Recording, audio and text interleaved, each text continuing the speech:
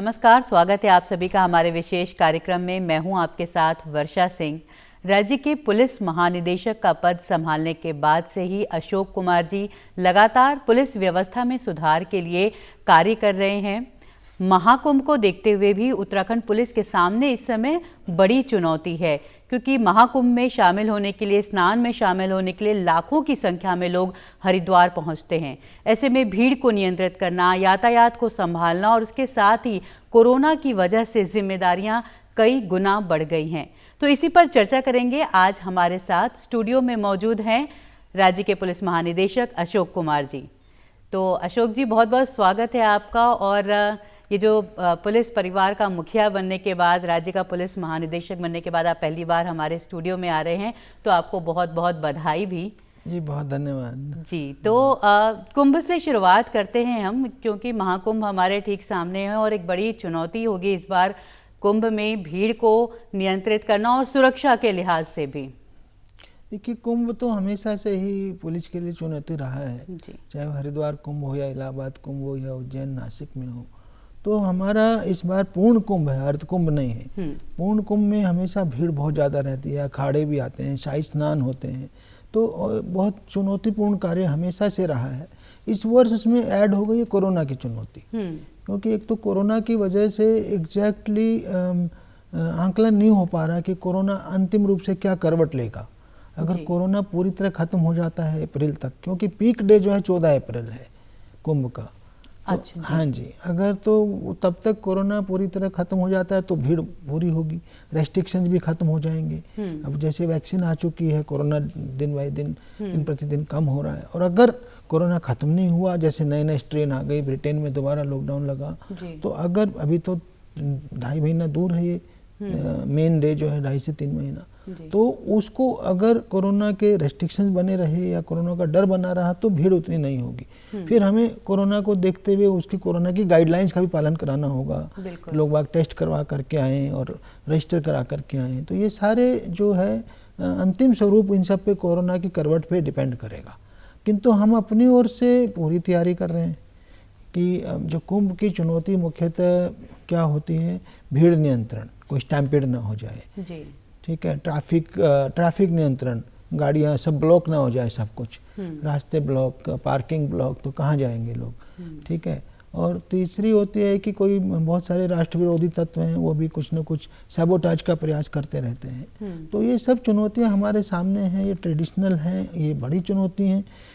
बहुत बड़ी तैयारियों के बावजूद घटनाएं होती रही हैं भूतकाल में, आपको पता है, पूर्व में हरिद्वार भी हुई हैं, इलाहाबाद भी हुई है। तो हमारे यहाँ पूरी तैयारी है कि इस बार कोई किसी तरह की घटना न होने पाए, दुर्घटना न होने पाए और कुंभ पूर्णतः सुरक्षित हो। और अभी मकर संक्रांति का भी स्नान हुआ, उसमें भी बड़ी संख्या में लोग आए हरिद्वार। जो एक्सपेक्टेड था लगभग उतने ही 6-7 लाख लोग आए। तो न मैं कहूँगा कि बहुत ही ज़्यादा आए, न बहुत कम, जो एक्सपेक्टेड लेवल के लोग आए। जो मुख्य दिन है 14 अप्रैल जो मैं बोल रहा हूँ, उस पर 1 करोड़ से भी ज़्यादा पार कर जाते हैं लोग। तो हाँ, मेन तैयारी हमारी उसकी है, उससे पहले रिहर्सल है। नहीं, तो ये मैं ये भी समझना चाहती हूँ कि इतने जो लोग आएंगे, तो कोरोना, चूँकि एक तो भीड़ है और यातायात है, ये तो रहता ही, ये चुनौती रहती है, लेकिन कैसे टेस्टिंग होगी, कैसे सोशल डिस्टेंसिंग का पालन होगा, ये अपने आप में एक बहुत। देखिए, मैं वही कह रहा हूँ कि कोरोना के रेस्ट्रिक्शंस कितने रहते हैं तब तक उसका उस पर बहुत डिपेंड करेगा। ये भी पॉसिबल है। अभी इलाहाबाद में भी माघ मेला चल रहा है, उन्होंने कहा अभी 5 दिन पहले का RT-PCR टेस्ट किया हुआ होना चाहिए जो लोग आए, और अपने को रजिस्टर जरूर करा ले। एक होता है कि बहुत लोग उसी दिन आके चले जाते हैं, बहुत लोग जो है वहीं नाइट होल्ड करते हैं। तो ये हो सकता है कि जो नाइट होल्ड करेंगे, जो रात रुकेंगे, वो जरूर उनकी जरूर टेस्टिंग हो। तो ये अंतिम स्वरूप इसका अभी फाइनल नहीं हुआ है, जैसे मैंने किस तरह से हम टेस्ट करेंगे और क्या तरीका होगा। और वैसे मौजूदा व्यवस्था क्या है? अगर कोई बाहर से हरिद्वार आ रहा है तो उसको अपनी कोविड नेगेटिव रिपोर्ट लेकर आना होगा, दिखाना होगा? देखिए, आज की तारीख में तो मैंडेटरी नहीं है ये, नॉर्मल डेज में तो जो रजिस्ट्रेशन कराना है, जो भी उत्तराखंड आना चाहता है, अदरवाइज कोई रेस्ट्रिक्शन नहीं है। किंतु जो स्नान के दिन हम रेस्ट्रिक्शन लगाते हैं, अभी जो 14 जनवरी को मकर संक्रांति का स्नान गया, उसमें भी एडवाइजरी जारी हुई थी जिलाधिकारी की ओर से कि भाई जो लोग आए टेस्ट करा करके आए। है ना। तो इसी तरह का हर स्नान से पूर्व कॉल ली जाएगी जिला प्रशासन द्वारा, जैसे मैंने कहा स्थिति को देखते हुए। और हो सकता है कि जो कुंभ का जो नोटिफिकेशन है वो 11 मार्च के स्नान से शुरू हो रहा है जी। 11 मार्च और फिर अप्रैल पहला शाही स्नान है। हाँ, तो जो शाही स्नान, तो उससे पहले एक डिसीजन हो जाएगा। तो वो डेट भी अभी 1-1.25 महीना दूर है जी, है बिल्कुल। ना। तो जैसे मैंने कहा कि कोरोना की करवट फाइनली किधर को जाती है उस पर भी डिपेंड करेगा। और ये भी है कि एक तो हरिद्वार में आए, दूसरा घाटों पर भीड़ को नियंत्रित करना। तो क्या जो स्नान के दिन होंगे उस दिन किस तरह से रजिस्ट्रेशन ही कराना होगा ताकि एक सीमित संख्या में लोग घाट पर रहें, उसको किस तरह? देखिए, उसके लिए भी हम बहुत सारे हमारी मेथडोलॉजीज होती हैं। इस बार घाट कई किलोमीटर घाट और बढ़ा दिए गए हैं। मुख्य जो गंगा जी की मुख्य धारा है, तो हर की पैड़ी की धारा एक मुख्य धारा है, उस पर भी बहुत सारे घाट बन गए हैं। तो हम कोशिश करेंगे कि लोग बाग उन पे नहा लें, जिससे कि सोशल डिस्टेंसिंग बनी रहे। ये हमारा प्रयास रहेगा। और इसके एक हम कुछ होल्डअप एरियाज भी बनाते हैं। मान लिया घाटों में भीड़ है तो कुछ लोगों को कुछ देर के लिए उन होल्डअप एरियाज में रोक देते हैं, तो वो भी हमारी एक स्ट्रेटजी होती है। और इसी तरह से इवन जो बहुत ज़्यादा भीड़ आ जाती है तो कई बार हम हरिद्वार के आउटर पे भी उनको कुछ देर के लिए 1-2 घंटा के लिए होल्ड अप करा देते हैं। ठीक है, ताकि भीड़ को इस तरह से कंट्रोल किया जा नियंत्रित ढंग से उसको हम वो कर सकें जी। और ये अभी वैक्सीनेशन का प्रोसेस चल रहा है। अभी पुलिस विभाग ने भी अपने एक अधिकारी को कोविड-19 की वजह से खोया है। नैनीताल के अपर पुलिस अधीक्षक जी की मृत्यु हुई है। तो वैक्सीन, क्योंकि कुंभ के दौरान बहुत सारे पुलिसकर्मी होंगे, वो भी बाहर के लोगों के संपर्क में आएंगे, तो उनकी भी वैक्सीनेशन के लिए हम क्या कोई प्रयास कर रहे हैं? वैक्सीनेशन में सभी पुलिसकर्मियों को आपको पता ही है दूसरे कैटेगरी में रखा गया। सबसे पहले हेल्थ, जो फ्रंट लाइन कोरोना वॉरियर हैं, दूसरे पुलिस, वो भी फ्रंट लाइन कोरोना वॉरियर। तो हेल्थ वालों का पूरा होते ही पुलिस का लगेगा। तो हमने ये डिसाइड किया है कि जो कुंभ वाले में जितनी भी फोर्स जाएगी उसको सबसे पहले वैक्सीनेट करवाएंगे। हाँ, क्योंकि कुंभ में ज़्यादा जरूरी होगा। बिल्कुल। और इसके अलावा जो लोग आते हैं, शहर में आते हैं, तो जो होटल है, धर्मशाला है, उन जगहों की भी मॉनिटरिंग होगी, क्योंकि उनको अकाउंटेबल बनाया जाएगा कि उनके यहाँ जो रुक रहा है वो पक्का उसने टेस्ट करवाया हुआ हो। अगर नहीं, बिना टेस्ट करवाए को रखेंगे तो फिर उन पर मतलब कार्रवाई भी हो सकती है। तो ऐसा एक सिस्टम बनाया जा रहा है कि जो नाइट होल्ड कर रहा है वो 100% वो जरूर टेस्ट करा के आए जी। और जैसे ये महाकुंभ जैसे इवेंट्स होते हैं, बड़े इवेंट्स होते हैं, तो यहाँ पर एक कम्युनिटी पुलिसिंग की भी ज़रूरत होती है कि लोग भी, जो वहाँ के स्थानीय लोग हैं या दुकानदार हैं, उनको साथ में लेकर के, ताकि व्यवस्था बनी रहे। इस तरह का भी एक कॉन्सेप्ट। नहीं, बिल्कुल, हमने इसी के दृष्टिगत मैंने हरिद्वार और ऋषिकेश का भी दौरा किया था कुछ दिन पूर्व। और सभी स्थानीय स्टेक होल्डर जितने भी हैं, चाहे वो गंगा सभा है, चाहे व्यापार मंडल है, धर्मशाला आश्रम है, सबसे हमने वार्ता की, मीटिंग की और सबके सुझाव भी लिए। सबके सहयोग से, सबसे मिल करके, सबके समन्वय से जो है कुंभ की व्यवस्था की जाएगी जी। और पुलिस महानिदेशक बनने के बाद आपने पुलिस व्यवस्था में सुधार के लिए भी बहुत सारे कदम उठाए हैं। तो मैं जो साप्ताहिक अवकाश है, जो सबसे ज़्यादा ज़रूरी लगता है शायद, कि एक छुट्टी तो सबको चाहिए होती है, नहीं तो तनाव बहुत ज़्यादा होता है, तो इसके बारे में बताइए कि किस तरह से आपने इस फैसले। देखिए, इसकी बैकग्राउंड ये है कि हमारे जो पुलिसकर्मी हैं उनकी ड्यूटियाँ भी नॉर्मली 12 घंटे की लगती हैं। और अगर नेशनल एवरेज की बात करें, एक सर्वे में 13 आवर्स आया है पुलिसकर्मियों का national per day working hours. उसका कारण ये कि 12 घंटे की तो नॉर्मल लग गई, कभी कभी इमरजेंसी में बुला लिया, कभी कोई बड़ी दुर्घटना हो गई, कोई मर्डर हो गया, तो उसमें फिर दिन रात लगे हुए हैं। तो इसलिए एवरेज 13 घंटे है। तो उसके, और दूसरा उसमें ये कि संडे भी कोई ऑफ नहीं है, क्रिमिनल तो कोई छुट्टी लेता नहीं है जी। थाने तो 24 घंटे 7 दिन खुले रहते हैं, थाने चौकियाँ। तो इसलिए उसकी ड्यूटी जो है बेचारे की लगातार चलती रहती है जब तक कि वो उसको छुट्टी ना ले। जो छुट्टी है, साल में 1 महीने की छुट्टी अलाउड है। तो कभी कभी मान लिया 1 महीने से 2 महीना हो गया, 2 महीना हो गया, हाँ। तो एक आदमी 60 दिन तक नॉन स्टॉप बिना ब्रेक के चल रहा है, तो उसके लिए हैवी तो हो ही जाता है। बिल्कुल। तो इसलिए मैंने ये किया है कि भाई चाहे हम डेली वर्किंग आवर बढ़ा दें, पर वीकली एक टाइम उसे रेस्ट जरूर दें, जिससे वो अपनी जो रोज़मर्रा की आवश्यकताएं हैं, या कोई फैमिली की आवश्यकताएं हैं, या कोई हेल्थ चेकअप कराने हैं, या बच्चों के कोई स्कूल एजुकेशन के इश्यूज हैं, या अपने ही कपड़े धोने हैं, तो ये सारे काम वो कर सके। तो वीकली रेस्ट का हमने एक अभी अटेम्प्ट कर रहे हैं, एक प्रकार से उसको पायलट मोड में लिया, उसको ट्रायल पे लिया कि क्या हमारी काम चल जाएगा कि नहीं चलेगा। तो मतलब ये है कि स्टाफ की कमी है जिसकी वजह से छुट्टी नहीं, तो इस दिशा में भी हम कुछ कोशिश करते हैं कि ताकि छुट्टी तो सबको मिले एक हफ्ते में। कोशिश करते हैं, पर सरकार की भी अपनी लिमिटेशंस होती हैं, क्योंकि वित्त तो अनलिमिटेड तो है नहीं। और आप देख ही रहे हैं कि पुलिस की ड्यूटियां बढ़ती जा रही हैं। जैसे ट्रैफिक देखिए, नए नए चैलेंजेस आ रहे हैं। ट्रैफिक कभी उत्तराखंड जब बना 4 लाख गाड़ियां थी, आज 30 लाख गाड़ियां हैं, तो कहाँ जाएंगी वो? तो हमारा एकदम से चैलेंज, चुनौती बढ़ गई ना। साइबर क्राइम एक नया क्राइम पैदा हो गया, जिंदगी ऑनलाइन होती जा रही है, उसमें इवन पढ़ाई ऑनलाइन हो रही है, नौकरियां ऑनलाइन हो रही हैं, फाइनेंशियल ट्रांजैक्शन ऑनलाइन हो रहे हैं, तो क्रिमिनल भी ऑनलाइन हो रहे हैं। तो साइबर ठगी, साइबर बुलिंग, तो दुनिया भर का नया साइबर क्राइम है, वो नई चुनौती, उसके लिए मुझे नई मैन पावर चाहिए। बिल्कुल, हम समझ गए ना। तो पुलिस की चुनौतियां हमेशा, ड्रग्स एक नया चैलेंज आ गया है, तो चुनौतियां बढ़ती रहती हैं, इसलिए हमारे आदमी जो हैं उसके वर्किंग आवर्स बढ़ते रहते हैं। तो ये जो अभी 9 जिलों में साप्ताहिक अवकाश की बात कही है, ये जो पर्वतीय जिले हैं, मैदानी जिले में भी ये बारी आएगी, वहाँ के बारी आएगी। मैं कुंभ के बाद उसको यहाँ पे ट्रायल में लूंगा जी। कुंभ एक बारी हो जाए, क्योंकि कुंभ में हमारी एक्स्ट्रा ड्यूटी गई, उन्हीं जिलों से कटी। तो मान लिया मेरे 1000 आदमी से, उसमें से 200 कुंभ गए, तो 1000 की ड्यूटी अब 800 को ही करनी है जी। तो उनका वर्कलोड बढ़ गया। तो मैं सोच रहा हूँ कुंभ खत्म होने के बाद मैदानी जिलों में भी इसका फायदा पहुंचाएंगे जी, ये अच्छा होगा। और एक और भी बात आपने कही कि जो उनका पुलिसकर्मियों का जो हैप्पीनेस लेवल है कि वो भी बरकरार रहे, और कुछ एक समिति भी बनाई है आपने, पुलिस जन समाधान समिति इस तरह की, तो ताकि उनकी समस्याएं जो हैं वो सुलझाई जा सके। देखिए, जो हमारा हैप्पीनेस कोशेंट है, पुलिसकर्मी हमेशा तनाव में रहता है, और जब आदमी, बाकी लोग त्यौहार मना रहे होते हैं, उस टाइम डबल ड्यूटी पे होता है। आपको पता है, चाहे होली हो, चाहे दिवाली हो, चाहे ईद हो, तो डबल ड्यूटी पुलिस की रहती है, क्योंकि उन दिनों और तनाव रहता है। बिल्कुल। उसको और सड़कों पे रहना होता है।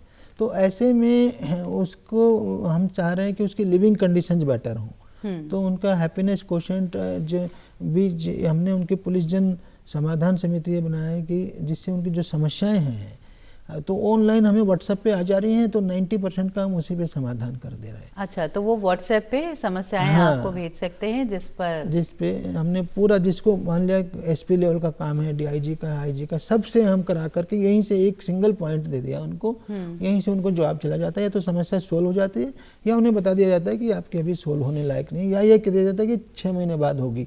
मान लिया वो ट्रांसफ़र चाहता है कोई, क्योंकि विभाग के रूल भी हैं ना, तो उन सबको देखते हुए हम उनकी समस्याओं का समाधान कर रहे हैं। उनकी लिविंग कंडीशंस के लिए हमारी बैरक्स की हालत बहुत ख़राब होती थी, उसमें मैंने काफ़ी चेंज किया, बहुत एकदम से अपग्रेड कर रहे हैं उनको। क्योंकि देखिए, अब पहले जो हमारा जवान था, उसके 20 साल पहले, हम 30 साल पहले नौकरी में हैं, तब में और अब में उसकी लिविंग कंडीशन में दिन रात का फ़र्क आ गया। बिल्कुल। पहले हमेशा जवान के पास जो है कभी मोटरसाइकिल भी नहीं होती थी, आज तो 4 व्हीलर भी है कुछ लोगों के पास, तो वो एक हायर लिविंग स्टैंडर्ड एक्सपेक्ट करता है। जबकि हमारे थाने चौकियों के, पुलिस लाइनों के बैरक्स पहले बहुत ही बिलो एवरेज लेवल, तो अब हमने उनका भी स्टैंडर्ड अप कर दिया है, अभी कर ही रहे हैं, आधी जगह हो गया, आधी जगह और हो जाएगा, जिससे कि उनकी लिविंग कंडीशन में और सुधार हो। ठीक है। और अभी आपने पहाड़ों का भी दौरा किया था, आप गढ़वाल में गए थे, कुछ जिलों में गए थे, तो वहाँ किस तरह की समस्याएं आपको पुलिस कर्मियों की देखने को मिलती है? पहाड़ में क्राइम तो कम है जी, किंतु जो पब्लिक के, पहली तो प्रायोरिटी हमारी पब्लिक है ना, पुलिस कर्मी तो हम कहते हैं बाद में, सबसे पहले हमें लोगों को अच्छा रिजल्ट देना, अच्छी पुलिस व्यवस्था देनी है। तो पहाड़ों में भी ट्रैफिक और ड्रग्स और साइबर क्राइम बढ़ता जा रहा है, क्योंकि साइबर क्राइम तो देखता नहीं कहाँ बैठे हो आप, ऑनलाइन बैठे हो। क्रिमिनल भी कभी नाइजीरिया से क्राइम कर लेता है जी, कभी कहीं अरुणाचल से कर रहा होता है, तो ऑनलाइन क्राइम बड़ा टफ हो गया। तो पहाड़ों में, जबकि नॉर्मल क्राइम बहुत कम था, इसलिए वहाँ पुलिसिंग कम थी पहले, पर अब धीरे धीरे वहाँ पे ट्रैफिक की समस्या बढ़ती जा रही है, ड्रग्स की समस्या बढ़ती जा रही है, और साइबर क्राइम बढ़ता जा रहा है। तो ये सब इश्यूज लोगों से समझे और फिर वहाँ पे इनकी अप्रोप्रिएट व्यवस्था हम कर रहे हैं, और यही है हमारा तो प्रयास। लोगों को भी मुझे लगता है लिटरेट करने की जरूरत होती होगी, बहुत ज्यादा, पुलिस और लोग, सब लोगों को ये साइबर क्राइम या बहुत ज्यादा जरूरत, सोशल मीडिया, ड्रग्स में भी, क्योंकि जब तक हम डिमांड साइड को कंट्रोल नहीं करेंगे तो खाली सप्लाई साइड को कंट्रोल करने से काम नहीं चलेगा। जब मार्केट में डिमांड होगी तो कहीं ना कहीं से लोग सप्लाई कर ही देंगे। तो उसके लिए डिमांड कंट्रोल करने के लिए जरूरी है कि हम युवा पीढ़ी को सकारात्मकता की तरफ ले जाएं, उनको जो है उनकी ऊर्जा जो है पॉजिटिव डायरेक्शन में जाए, नेगेटिव में ना जाए जी। तो जब अगर वो अपनी एनर्जी को स्पोर्ट्स में लगाएंगे, एकेडमिक्स में लगाएंगे, कल्चरल एक्टिविटीज़ में लगाएंगे, तो ये ड्रग्स जैसी नेगेटिव चीज़ें छूटेंगी। जब वो चीज़ें कम होंगी तो डिमांड कम होगी, तो कंट्रोल होगा। इसके लिए अभी तो स्कूल कॉलेज बंद हैं, लेकिन स्कूलों में भी बहुत ज़्यादा कार्यक्रम आप लोगों ने किए, अवेयरनेस कैंप लगाए कि किस तरह से क्योंकि नशा पहाड़ों की एक बड़ी समस्या बन गया है, पूरे देश में ही बढ़ता जा रहा है। पहाड़ भी उसे अछूते नहीं है, मतलब खाली पहाड़ की समस्या नहीं है। अच्छा, खासकर मैं जो नार्कोटिक ड्रग्स की बात कर रहा हूँ। अच्छा, ठीक है। तो एक तो साइबर क्राइम की बड़ी चुनौती है जो हमें लगता है, और हम सब को लगता है कि हम कहीं ऐसा ना हो कि अनजाने में ही साइबर क्राइम का शिकार बन जाए। तो इसके लिए लोगों को भी एक लिटरेट होने की बहुत ज़्यादा जरूरत है। साइबर क्रिमिनल्स तो आजकल नए नए हथकंडे अपना रहा है। मान लिया आप फेसबुक पे हैं, आपकी बिना गलती के वो क्या कर रहा है, आपकी फ़ोटो उठा ले रहा है और एक नया फेसबुक प्रोफाइल बना दे रहा है आपके नाम से, और फिर उस नाम से लोगों को रिक्वेस्ट भेज रहा है कि मेरे को 10,000 की ज़रूरत है, 50,000 की ज़रूरत है, मैं इमरजेंसी में हूँ, है ना। तो ये सब साइबर फ्रॉड है, और आम आदमी को समझ जाना चाहिए कि साइबर फ्रॉड्स क्या क्या हथकंडे अपना रहे हैं, और इससे पहले कि मैं कुछ उसके जाल में हूँ, आपसे सीधे बात कर लें कि भाई आपको एक्चुअल में आप ही हैं या कोई और है। बिल्कुल, हाँ। है ना। तो लॉटरी के नाम से, नौकरी के नाम से, बड़े बिजनेस के नाम से लोगों के साथ धोखाधड़ी कर रहे हैं। इसी तरह से सोशल मीडिया है, तो सोशल मीडिया पे ह्यूमन रिलेशन भी बनने लग गए, उसमें बड़े बड़े फ्रॉड आ गए हैं। कोई किसी लड़की की फ़ोटो लगाएंगे और कोई और पीछे कोई और गैंग होगा। तो इन सब से हमें बचने की ज़रूरत है। और महिलाओं की सुरक्षा की बात करें, बीच में हेल्पलाइन नंबर्स भी हैं, हमारे व्हाट्सएप नंबर भी बीच में जारी किया गया था महिलाओं के लिए, और थाने तो अलग से ही हैं। तो इस दिशा में महिलाओं की सिक्योरिटी के लिए क्या कुछ आप पहल कर रहे हैं? महिला सुरक्षा पे हम लोग कटिबद्ध हैं, और अभी तो हमने जैसे डायल 112 से सब लिंक कर दिया है जी। आप 100 नंबर डायल करिए या 112 डायल करिए तो हमेशा आपको रिस्पॉन्स मिलेगा। प्रदेश के किसी कोने से भी करें, आपके पास हमारा जो है एक आदमी जरूर पहुंचेगा, कोई ना कोई। महिला सुरक्षा के लिए हमने मतलब एक प्रकार से डबल व्यवस्था कर दी है। महिला सुरक्षा हेल्पलाइन भी है और ये डायल 112 भी है। 100 नंबर है और 112 नंबर है जिस पर आप कॉल कर सकते हैं। और मैंने ऐसा भी पढ़ा था कि जो महिला थाने हैं वहाँ शिकायतें ही नहीं होती हैं, मतलब ये अवेयरनेस की कमी है या महिलाएं अपने हक का इस्तेमाल नहीं कर रही हैं या कुछ इस तरह की, कि वहाँ पर नहीं शिकायत पहुँच रही है। तो मतलब इनका हमने ये भी असेस किया कि कितना मतलब नतीजा कैसा आ रहा है, या व्हाट्सएप नंबर पे किस तरह का रिस्पांस आ रहा है। महिला थाने ना प्रदेश में 2 ही हैं, वो प्रयोग असफल ही है। एक श्रीनगर में, एक अल्मोड़ा है। तो वो क्योंकि महिला तो वहीं जाएगी ना जहाँ रहती है, नजदीकी थाने में अपने। तो हमने क्या किया, सभी थानों को महिला फ्रेंडली बना दिया। अच्छा। उसका कॉन्सेप्ट ये था कि उस थाने में सभी महिला स्टाफ होगा तो महिलाओं को जाने में डर नहीं लगेगा। किंतु हम कह रहे हैं भाई हमें पुरुष वाले थाने में जाने में क्यों डर लगे, पुलिस तो पब्लिक के लिए बनी है। डर तो बदमाश को लगना चाहिए ना, आम नागरिक को या महिला को या बच्चों को नहीं, थोड़ा ही लगना चाहिए। तो हम जो है हर थाने को महिला फ्रेंडली, चाइल्ड फ्रेंडली बना रहे हैं। तो मतलब वहाँ महिला स्टाफ जरूर हो। हर थाने में 1 महिला सब इंस्पेक्टर और 4 महिला कांस्टेबल हैं आज हमारे। जी। तो और आज आपने एक बच्चों का भी एक थाना, मतलब बच्चों के लिहाज से ये क्या चीज़ है, इसके बारे में बताइए। ये भी चाइल्ड फ्रेंडली कॉर्नर है थाने के अंदर। हमने हर थाने के अंदर ही एक चाइल्ड फ्रेंडली रूम बना दिया है। ये एक्सपेरिमेंटली सबसे पहले डालनवाला थाने में किया, फिर हर जिले में 1-1 थाना करेंगे। धीरे धीरे हम उसको सभी थानों में लागू करेंगे। जैसे महिलाओं का तो हर थाने में महिला हेल्प डेस्क है।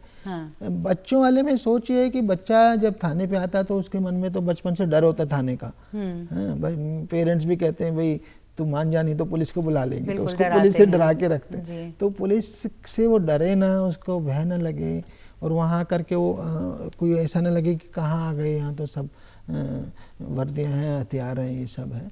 तो इसके लिए हमने एक चाइल्ड फ्रेंडली कॉर्नर किया है, क्योंकि बच्चा वहाँ विक्टिम के रूप में भी आ सकता है। कुछ बच्चे वहाँ एक्यूज के रूप में भी आते हैं जिनको काउंसलिंग की ज़रूरत है, ठीक है। और कुछ बच्चे जो है पेरेंट्स के साथ आते हैं। तो हमें बच्चों को थाने आके अजीब ना लगे और उनको चाइल्ड फ्रेंडली माहौल दिखे, इसलिए एक चाइल्ड फ्रेंडली कॉर्नर बना दिया है। और ये जो मतलब कुछ बच्चे हैं जो रेलवे स्टेशन पे हैं या भिक्षावृत्ति में जुड़ गए हैं या अब किसी गलत प्रवृत्ति की तरफ आ गए हैं, तो उनके लिए क्या कुछ अलग से पुलिस करती है व्यवस्था? जो बच्चे भिक्षावृत्ति में हैं उनके लिए हमने एक ऑपरेशन चलाया था, ऑपरेशन मुक्ति। जी। मुक्ति कहाँ से? भिक्षावृत्ति से मुक्ति। तो उस ऑपरेशन के माध्यम से हमने पूरे प्रदेश में 2200 बच्चों को आइडेंटिफाई किया और फिर हमने एक अभियान चलाया, भिक्षा नहीं शिक्षा दो।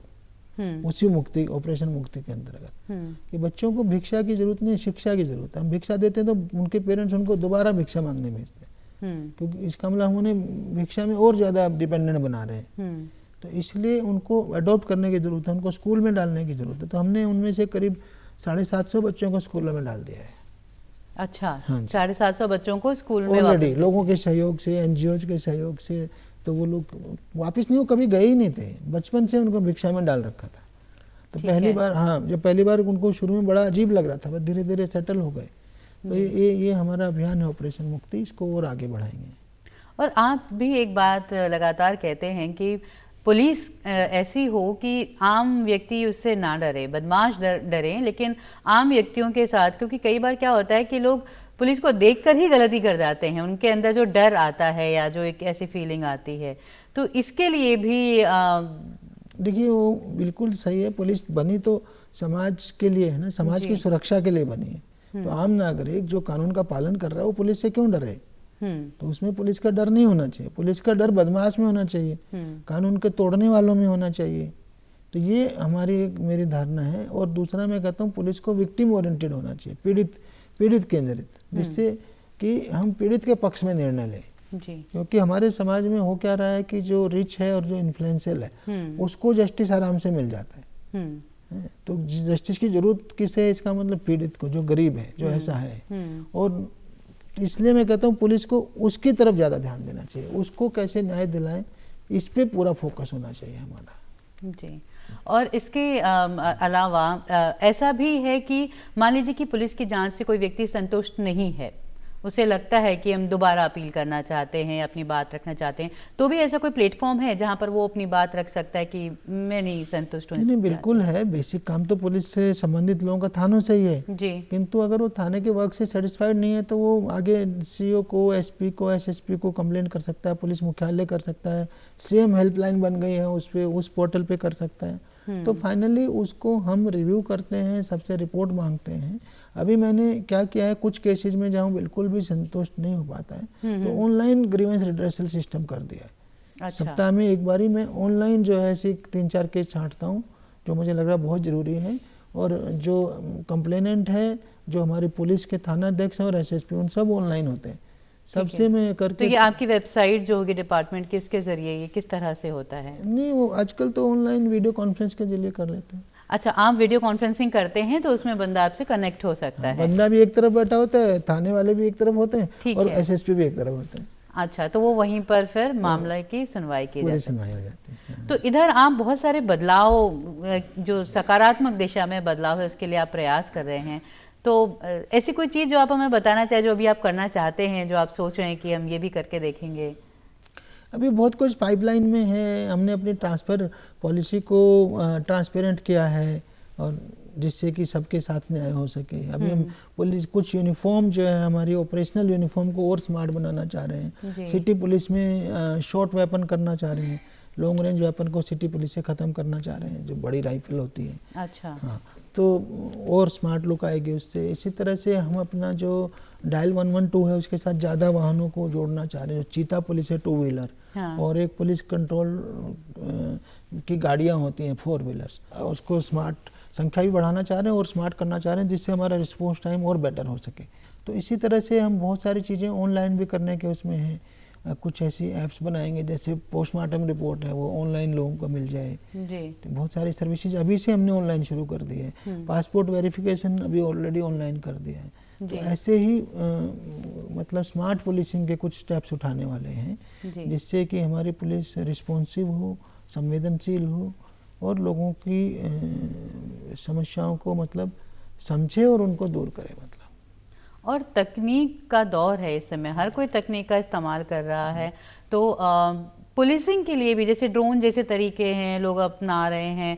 अभी हम महाकुंभ में भी शायद हमें इन सारी चीज़ों की ज़रूरत पड़ेगी। मैं तो कह रहा हूँ हम पुलिस को स्मार्ट बनाना चाहते हैं टेक से भी बनाना चाहते हैं, जैसे हमने साइबर क्राइम को बहुत जल्दी कवर किया।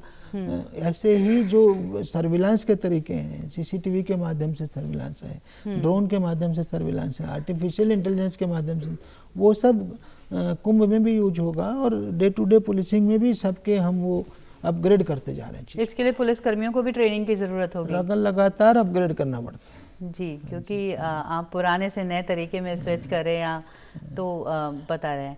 और इसके अलावा जैसे अभी हम फिर से एक बार कुंभ की बात कर लेते हैं कि आप कोई ऐसी खास मतलब लोगों से अपील करना चाहें, क्योंकि स्थानीय लोग भी बहुत जाते हैं स्नान के लिए, बाहर से भी लोग बहुत ज़्यादा आते हैं, तो क्या कुछ उनकी जानकारी में होना चाहिए अगर वो हरिद्वार जा रहे हैं, महाकुंभ के लिए जा रहे हैं? देखिए, मेरी तो अपील यही है कि महाकुंभ में जो प्रमुख दिन है उस दिन को अवॉइड करें तो ज़्यादा बेहतर होगा। और अगर जाते हैं तो पुलिस के जो भी पुलिस का जो सिस्टम है उसका पालन करें, क्योंकि हमारी बहुत बड़ी कार्य योजना होती है उसमें और बहुत इमरजेंसी स्कीम्स होती हैं, 10-10, 11-11 लेवल की इमरजेंसी स्कीम्स होती हैं। तो ये ज़रूर है कि भाई मेन डे पे आएंगे तो उनको 5-5, 6-6 किलोमीटर चलना पड़ता है जी। तो पॉसिबल है, क्योंकि हम एकदम से वो तो एरिया भरा होता है हर की पेड़ी के चारों ओर, तो गाड़ियों को 5-6 किलोमीटर पीछे रुकना पड़ता है। तो उसके लिए तैयार रहें और पुलिस को कोऑपरेट करें जहां वो कह रहे भी। एक बात और है ना, तो सारी गंगा जी है हरिद्वार में, चाहे वो नीलधारा है, चाहे हर की पेड़ी है, चाहे वो उसके आगे रुड़की की ओर जो नहर जा रही है, तो हम सब पे हमने घाट बना दिए दुनिया भर के। तो आप मुख्य घाट के आकर्षण से बचें, आप दूसरे घाटों पर भी जा सकते हैं। मेरा ये अपील है, जिससे कि बड़ी दुर्घटना से बचा जा सके जी। वैसे भी जो शाही स्नान के दिन हर की पेड़ी पे तो अखाड़े ही नहाते हैं जी। तो उसके आसपास के घाटों पे लोगों को नहाना होता है, बाकी लोगों को, तो इसलिए उनको उसी से खुशी होनी चाहिए कि गंगा जल है सब जगह। बिल्कुल। तो चलिए, आप हमारे स्टूडियो में आए और आप जो प्रयास कर रहे हैं पुलिसिंग को लोगों के लिए बेहतर बनाने, पुलिस कर्मियों के लिए बेहतर बनाने में, उसमें आप सफल हो और कुछ और अच्छी चीज़ें हमें देखने को मिले, तो आपका बहुत बहुत शुक्रिया। तो ये थे हमारे साथ अशोक कुमार जी, राज्य के पुलिस महानिदेशक। भविष्य में आप पुलिसिंग में और कुछ सुधार देखेंगे, ज़्यादा स्मार्ट पुलिस देखेंगे, मित्र पुलिस को देखेंगे। तो कार्यक्रम में इतना ही, नमस्कार।